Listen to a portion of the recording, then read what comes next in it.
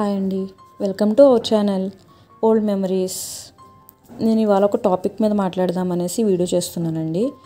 ఏంటి అంటే, ఒక అమ్మాయిగా ఉండనివ్వకుండా ఎందుకండి ఇన్సల్ట్ చేసి మాట్లాడతారు? నాకు అర్థం కాదు. ఆ ఇన్సల్ట్ చేసేది కూడా ఎవరో అబ్బాయిలు కాదండి, డైరెక్ట్గా అమ్మాయిలే ఇన్సల్ట్ చేస్తారు. ఆడదానికి ఆడదాయే శత్రువు అని ఊరికనే అనలేదండి, నిజంగా చెప్తున్నాను. ఎవ్వరు ఏం ఫీల్ అయినా పర్వాలేదు, అలా అని అందరూ ఉంటారని నేను అన్నండి. ఒక అమ్మాయిని జడ్జ్ చేసే వాటిల్లో అందరూ ఉంటారని కూడా నేను అన్ను. కానీ కొంతమంది ఆడవాళ్ళు ఉన్నారండి, అమ్మ బాబోయ్, అమ్మాయి నైటీ వేసుకుంటే తప్పు, అమ్మాయి డ్రెస్ వేసుకుంటే తప్పు, అమ్మాయి జీన్స్ వేసుకుంటే తప్పు, చీర కట్టుకోకపోతే తప్పు, డ్రెస్ వేసుకున్నా చున్నీ వేసుకోకపోతే తప్పు. అట్లా ఎట్లా తప్పులు పడతారండి? అసలు నాకు అర్థం కాదు. కాలం మారిందండి, కాలంతో పాటు మనము మారాలి. ఎప్పుడో పాత చింతకాయ పచ్చడిలాగే ఉంటాను అంటే ఎలా కుదురుతుంది చెప్పండి? ఈ రోజుల్లో ఆడపిల్లలు సాధించలేదంటూ ఏముందండి, చాలానే సాధిస్తున్నారు. అలాంటప్పుడు మనం ఆడపిల్లల్ని ఇంకా అప్రిషియేట్ చేసి ఎంకరేజ్ చేయాలండి, ఇంకా బాగా చేయాలని ఎంకరేజ్ చేయాలి. అంతేగాని నువ్వు బరి తెగించేసి తిరుగుతున్నావు, నువ్వు ఇలా తిరుగుతున్నావు, నువ్వు అలా తిరుగుతున్నావు, అసలు అట్లా ఉంటారండి? నాకు అర్థం కాదు. నేను చాలా ఫేస్ చేశానండి, నేనే కాదు నాతో పాటు ఉన్న వాళ్ళు కూడా చాలామంది చాలా ఫేస్ చేశారు. అందుకు చెప్తున్నాను, ఇంట్లో ఆడవాళ్ళు అయ్యి ఉండి మీరు ఒక ఆడ జీవితం ఎత్తిన వాళ్ళే కదా, ఆడజన్మ ఎత్తిన వాళ్ళే కదా, మీరు ఒక అమ్మాయిని అలా ఎలా అనేస్తారు? నాకు అర్థం కాదు. మనం ఒక అమ్మాయిమే, మనం ఒకళ్ళని ముందు మనం ఏంటో ఫస్ట్ చూసుకోవాలి కదా. ఎదుటివాళ్ళని చేసే ముందు మనం ఏంటనేది మనం చూసుకోవాలండి ఎప్పుడు కూడా.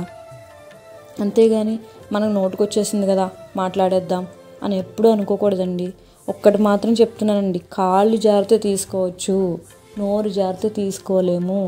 ఇవాళ మీరు అనేసారు, రేపొద్దున్న అదే అమ్మాయి వేరే స్టేజ్లో ఉంది అంటే మీరున్న స్టేజ్ కన్నా హై లెవెల్లో ఉంది, ఎంతో కష్టపడే స్టేజ్కి వచ్చింది.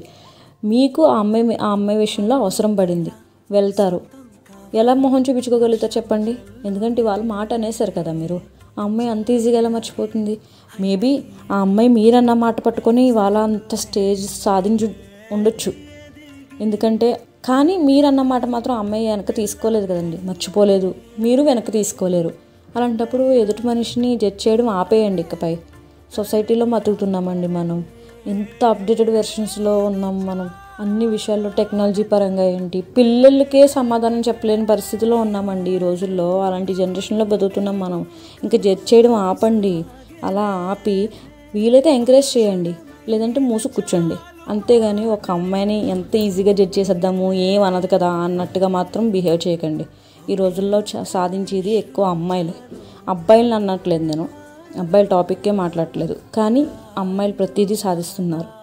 ఆ సాధించినప్పుడు వాళ్ళని ఎంకరేజ్ చేసి వాళ్ళని ఇంకా ముందుకు నడిపించండి వీలైతే. అంతేగాని ఇష్టం వచ్చినట్టు జడ్జ్ చేసి వాళ్ళకి ఇష్టం వచ్చినట్టు పేర్లు పెట్టి వద్దండి. ఇకపై మనం మారితే సొసైటీ మారుతుంది, మనతో పాటే సొసైటీ.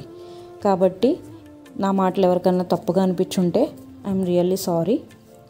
నాకు చెప్పాలనిపించింది నేను చెప్పాను, మీకు నచ్చింది మీరు చేయండి. Thank you.